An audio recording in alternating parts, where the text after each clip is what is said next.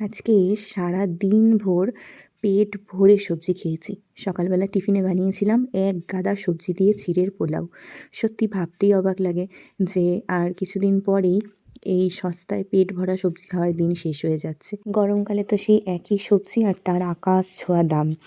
এই শীতে এতদিন গাজরের হালুয়া বানালাম, কিন্তু কাকু এই প্রথম লাল লাল গাজর, মানে যেটা দিয়ে মেনলি হালুয়া হয়, সেই গাজরগুলো পেয়েছে। তো ভাবলাম চলো ঠিক আছে, আরেকবার বানিয়ে ফেলাই যাক। তবে এই গাজরটা দিয়ে গাজরের হালুয়া বানিয়ে বুঝলাম যে এই লাল বড় সরু গাজরগুলো দিয়েই হালুয়া এই কারণেই বানায়, কারণ এটা সাধারণ গাজরের থেকে অনেকটা বেশি মিষ্টি আর অনেকটা বেশি নরম। খুব ভালো হয়েছিল আজকের হালুয়াটা খেতে, আর কালারটাও অনেক বেশি সুন্দর এসেছিলো। মানে বানানোর পরে সত্যি খুব ভালো লাগছিল। আর তার সাথে ডিনারে আজকে কী ছিল জানো? ওই যে অনেক অনেক সবজি দিয়ে, ভরপুর সবজি দিয়ে চাউমিন। সকালের চিড়ের পোলাওয়ের থেকেও রাতের চাউমিনটাতে অনেক বেশি সবজি ছিল। রোজ রোজ রুটি খেতে আর ভালো লাগে না, বড্ড একঘেয়ে লাগে। তাই এক বাটি সবজি দিয়ে চাউমিন বানিয়েছিলাম, যেখানে চাউমিনের পরিমাণটা ছিল কম আর সবজির পরিমাণটা অনেক অনেক বেশি। সাথেই ছিল গাজরের হালুয়া।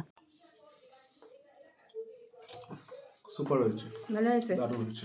আজকের ডিনারটা পছন্দ? অতিরিক্ত পছন্দ।